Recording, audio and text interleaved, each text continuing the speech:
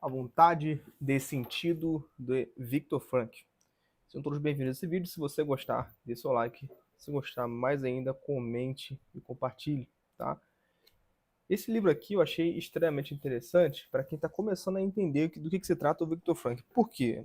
Como vocês podem ver no título, né, é uma conferência escolhidas, né, são necessariamente aulas, né, conferências que ele deu abertamente e que alguns dos seus alunos, alguns dos seus admiradores separaram e transcreveram neste livro, tá? Então aqui, para quem não entende quem é Viktor Frankl, ou até mesmo, né, para entender o que é a logoterapia, né, a abordagem é essa que está dentro da psicologia, tá? É um ótimo livro para vocês começarem, né? Tem a tradução aqui do Pablo Pinheiro da Costa, tá? Ótima tradução, não encontrei nenhum problema. É muito gostoso se ler, né? Você vê que a tradução é bem feita por causa disso.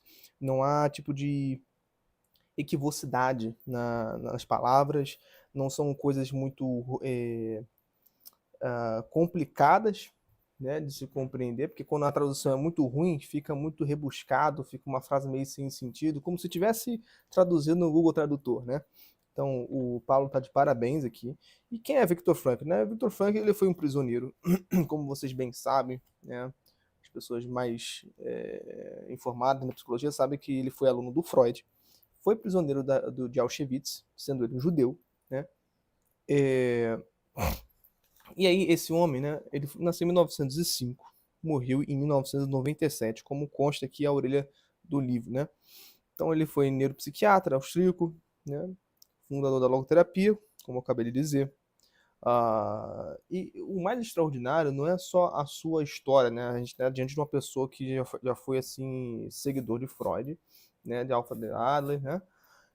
Que tem assim um currículo admirável, mas assim a sua experiência diante do campo da psicologia teve óbvias e vastas realizações, principalmente no que consta fora do senso comum, porque o senso comum dentro da psicologia é o quê?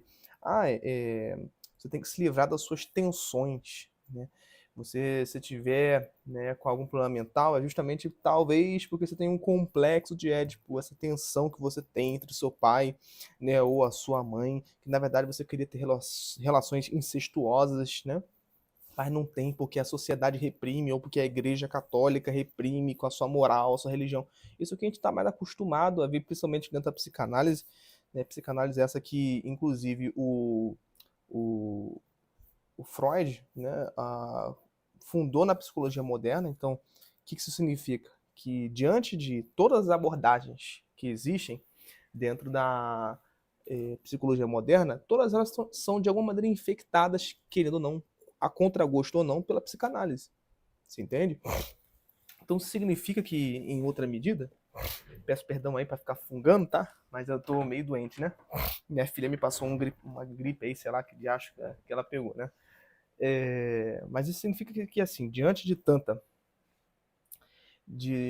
tanta inconformação com a psicanálise, que eu sei que existe isso dentro da psicologia moderna, entre terapeutas, até mesmo psiquiatras, né? Tem gente que fala assim, não, que sem base científica nenhuma, né? Que, assim, o que até tá compreensível, né? Realmente, psicanálise não tem muita... Né? Lá nos Estados Unidos ele foi, inclusive, desconsiderado como... porque carece de base científica, né? Então, assim, é interessante, né? Tem até autores importantes, né? E escritores importantes que falam assim, olha, a psicanálise é muito interessante como uma ficção, né? Essa questão do complexo de ética e tudo mais, super interessante, assim, mas para ter raízes antropológicas, né? Raízes na base humana tradicional do que é o ser humano, não tem, né? Carece disso, desse conhecimento. Então, assim, as abordagens todas que a gente tem, né, na psicologia, e aí eu me refiro, por exemplo, à TCC, a terapia cognitivo-comportamental, me refiro também à abordagem Gestalt, todas as abordagens, né, que existe, a existencial humanista, etc., elas são, querendo ou não, infectadas, né, entre aspas, até a contragosto delas, pela psicanálise. E o próprio Viktor Frankl, ele traz isso com outro olhar. Ele fala assim, olha, existe sim, né, essa consideração da psicologia moderna né, fundada através da psicanálise, né? Então, Freud otimizou aí vários conceitos, o inconsciente, o tal do conceito do aparelho psíquico, enfim, né, teve até descobertas geniais, né, da hipnose, muito bacana, da neurose, né, inclusive. Agora, o problema é o seguinte, né, não começou por aí a psicologia, você tá entendendo? Não começou por aí, né? A psicologia existe desde 2000 anos atrás, não começou no século XIX com Freud, né? O que a gente vê hoje na psicologia é um pessoal preso numa universidade, estando só nessa quesito de, assim, como é que eu devo agir de acordo com minha abordagem, super robótico, né? Encaixando a minha abordagem em cima do meu paciente, né? Então, assim, isso não é o ideal. O ideal que o próprio Viktor Frankl traz, né, é você pegar todas as abordagens, né, e tentar não adequar a sua abordagem ao paciente, mas a abordagem que for necessária ao paciente, né? Por exemplo, tem realmente alguns pacientes que precisam da TCC. E não é porque eu sou da existencial humanista ou sou logoterapeuta que eu não posso, né, abrir esse leque e falar, não, então vamos fazer uma análise aqui mais psicanalítica, né, abordando as coisas mais da infância nesse meu paciente que ele está precisando, né? Então, assim, existe muito essas, vamos chamar de travas, né, que está presente na psicologia moderna, que o próprio Viktor Frankl ele tenta trazer aqui para a gente se livrar, e justamente essas questões, como por exemplo, que você tem aqui da tensão, né, que a psicologia moderna vive falando isso, né, você tem que se livrar das suas tensões, né, muito baseado no Freud, na psicanálise. Isso é justamente o contrário. É tudo o contrário, né, do que está se trazendo hoje, né? Então, assim, o que falta hoje em dia não é se livrar das suas tensões, mas sim ter uma tensão saudável. É exatamente o que o Victor Frankl ele traz aqui. Uma tensão trazendo de um modo saudável na vida humana, ela traz realizações e sentido na vida, né? Então vamos botar aqui assim, né? A própria vida do Viktor Frankl, ele foi prisioneiro de Auschwitz. Você imagina se ele tivesse, né, um pensamento mais sartriano, né? Mais niilista, mais existencial humanista, né? No sentido de falar assim, poxa, né, a vida realmente não tem muito sentido. Eu fui pego aqui, todos os meus prazeres carnais, meus prazeres sensitivos estão limitados por causa dessa minha prisão. Eu não posso comer à vontade, eu não posso saciar, né, o meu sono direito, eu tenho que trabalhar que nem escravo, e eu levo chicotada. Então, assim, por que não considerar o suicídio? Né? Essa é uma abordagem que, inclusive, o próprio Jean-Paul Sartre, né, esse francês considerado filósofo, né, ele inclusive dava como opção, né? Por que não? Né? Suicídio, a vida não tem sentido, né? O suicídio seria uma realização. Inclusive o próprio Freud na psicanálise, vocês verem nas conferências da psicanálise dele, ele fala isso, que a maior, tá no livro dele isso, tá? Na invenção minha, não pode ir lá conferir. A maior realização que a gente poderia trazer para o paciente é quando ele considera a possibilidade de dar fim à própria vida, né? Então, aí que está fundada a psicologia moderna, desse desastre de tentar não ver a vida humana com um certo sentido, de ver que tem uma finalidade você estar aqui, talvez até um ser sobrenatural, é o que o Viktor Frankl traz toda hora, né? Ele enfatiza também essas questões, embora ele não se denomine de nenhuma religião, né? Por ele ser judeu, né? Não porque ele é judeu que ele segue o judaísmo, muito menos o catolicismo, o cristianismo em geral, o protestantismo, enfim, nenhuma religião, né? Então ele não revela a sua religião, nem sei se ele tem, né? É, e assim, durante a Segunda Guerra Mundial, ele sobreviveu, né, como um prisioneiro e pôs sentido naquele exato momento em que ele estava sendo, né, feito de refém, como prisioneiro, lá em Auschwitz, né? E isso tudo, vocês conseguem compreender, né, que vai de frente contra tudo aquilo que a psicologia moderna ela cada vez mais entrega pra gente, que é o que? Olha, a psicologia moderna vai falar assim, existem fatores determinantes, né, que né, condicionam você a um determinado tipo de comportamento. Né? O behaviorismo é propriamente isso, né? Para quem entende psicologia sabe que behaviorismo é isso. Então, se você aplicar uma ação a você, vai ter uma reação condicionada. É a terceira lei de Newton, né? Que eles se baseiam muito, o pessoal do behaviorismo, né? Então, assim, se eu fazer assim na sua cara, né? Fingir que eu vou jogar alguma coisa na sua cara, você vai piscar. Né? É um reflexo condicionado do nosso corpo. A mesma coisa também as questões segundo eles, né? O pessoal behaviorista, a questão também dos instintos, das pulsões sexuais. Né? Segundo Freud, né? Se você tem alguma tensão, né, sexual reprimida, você vai ficar neurótico. Absolutamente neurótico. Logo, o maior exercício e o melhor favor que a gente pode fazer a nós mesmos é se livrar dessas tensões, aliviando tudo. Quer se masturbar? Se masturbe. Quer comer sua mãe? Coma. É basicamente isso. Entendeu o que ele fala? Não é exagero, não. Né? Quando eu falo basicamente, é até eufemismo eu falar isso. Né? É exatamente isso que ele fala. Né? Que é interessante você se livrar, né, dessas tensões. Né?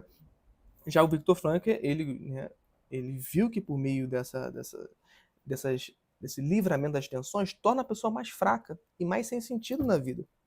Você pode ver, há sempre uma ressaca, né, após a pessoa querer, né, se masturbar, se masturba, e aí fica o quê? Uma certa ressaca. Né? Ressaca essa que a gente pode dizer, uma ressaca moral, né, pode até ser, mas vem cá. Quem hoje acha que se masturbar é uma coisa errada?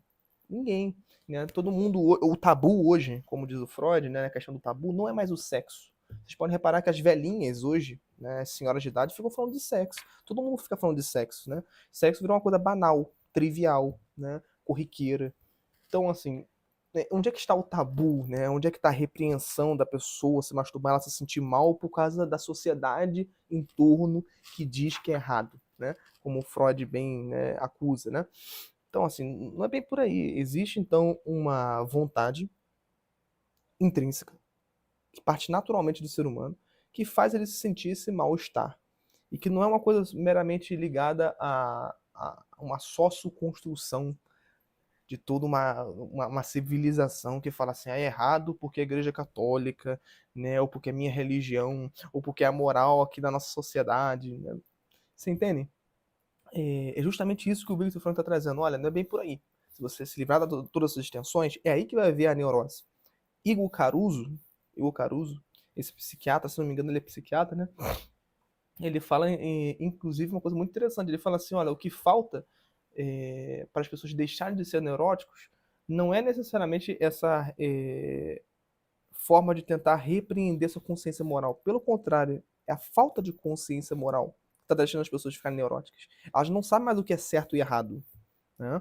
Elas não sabem mais o que é moral e imoral. E por falta dessa referência, qualquer coisa serve. Isso qualquer coisa serve. Né? E claro que você vai cair em espinhos, em ciladas, em formas de encostar, né, no mundo que vai trazendo um certo veneno para sua alma mesmo. Né? Inclusive, o tema da alma, se vocês repararem bem, foi absolutamente esquecido na psicologia moderna. Alma essa que assim tinha, né, um fundamento, porque afinal de contas, psique vem de alma. Né? Psicologia, psique, logos, significa estudo da alma. Né? Então, cadê esse estudo da alma? Não existe mais. Hoje reduziram a alma à mente. Você viu que é sinônimo hoje em dia de mente e alma, né? São a mesma coisa, né? O pessoal da psicologia moderna gosta de ficar falando, minha mente. Né? Então, reduz tudo a transtornos mentais, a doenças mentais. Coisas que essa, né, antigamente, né, claro que existiam, né, era considerado transtornos mentais, sim, etc., mas que era muito associado, inclusive, uma coisa que se nega hoje na psicologia moderna, justamente por ser, entre aspas, anticientífico, né, era assim, considerado algumas possibilidades de possessão, eram algumas coisas consideradas assim de alguma doença espiritual, né, algum vício, algum pecado que estava transformando aquilo, né? Hoje desconsidera isso, né? A avareza não é uma doença mental, senão reduzida lá no DSM-5, de que é um toque, né?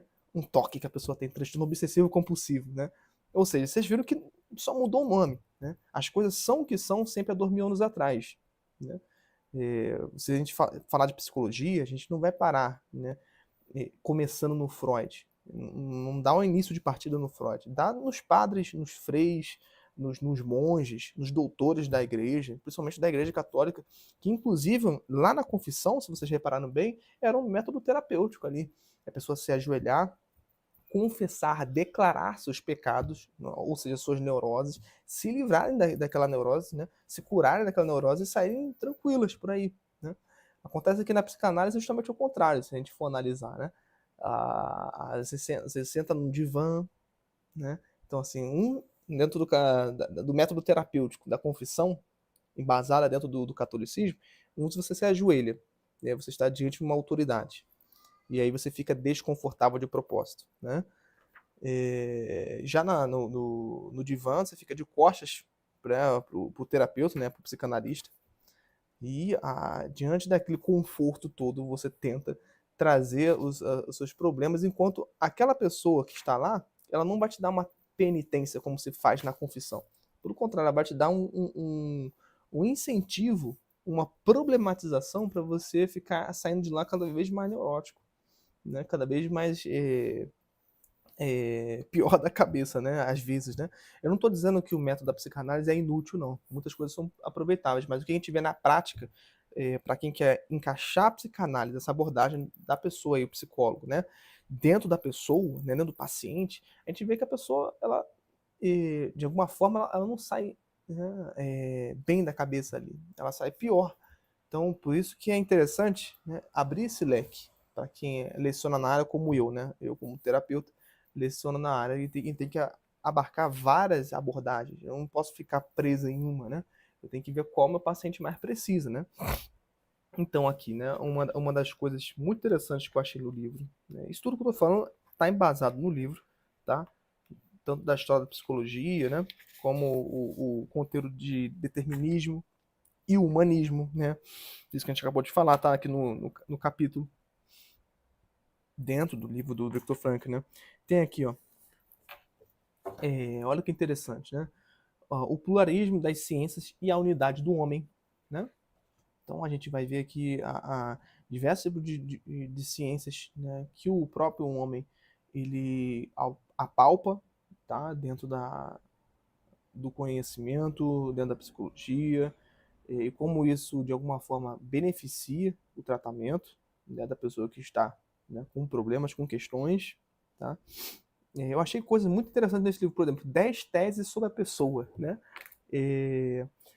Página 109. Olha que bacana isso aqui. É bom mostrar um pouquinho algumas coisas que estão no livro, que eu sei que vocês gostam, né? De ver o que tem dentro do livro para ver se vocês compram, né? Então, assim, ele vai pegar 10 teses, né? E vai embasar dessas teses, né? Debulhando parte a parte, né? O Viktor Frankl, do que é o indivíduo, né? Então, ele vai, né? Olha só essa frase aqui, acho que é bom trazer aqui para vocês. Olha, sempre que nos referimos à pessoa, inconscientemente nós associamos a outro conceito, que se sobrepõe ao de pessoa, o conceito de indivíduo, né? De fato, esta é a primeira tese que estabelecemos aqui. A pessoa é o indivíduo. E aí ele vai debulhando, vai mastigando o assunto para você, né? Ela vai falando que ela é indivisível, né? Que a pessoa é indivisível, que ela não se permite dividir, porque necessariamente ela é uma unidade. E aí ele vai dando exemplos aqui, ó. Mesmo na esquizofrenia, chamada loucura dissociativa, é capaz de operar uma divisão de pessoa. Então a pessoa tem, né, quase como se fosse uma extensão dela mesma. Ó, os assuntos, para quem gosta de psicologia, é muito gostoso, né, ler, né? Então ele vai fazendo sempre assim, uma análise simbólica, né, típico da logoterapia, e depois traz para a pessoa qual que é o sentido do ser humano, né? Onde é que está esse sentido. Aqui são 10 teses, né? A primeira foi essa, né? Aí a segunda, a pessoa não é somente um individuum, mas também é insumibile, né? Sumabile é um termo em latim aqui, tá? É um termo em latim. Então ela é como se fosse inagregável, bom? Aí ele vai assim, vai embasando, ó. Terceiro, cada pessoa é individual é uma novidade absoluta. Quarta, a pessoa é espiritual, né? Quinto, cadê? No quarto, pegou aqui bastante, né? Quinto, a pessoa é existencial. Sexto, a pessoa é egóica, né? Sétimo, a pessoa não é somente a unidade e totalidade, mas também fomenta a unidade, né? E a totalidade.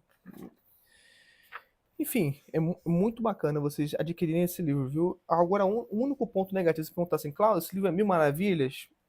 99% sim. Sabe uma coisa que eu não gostei? É que existe um outro livro como esse, né?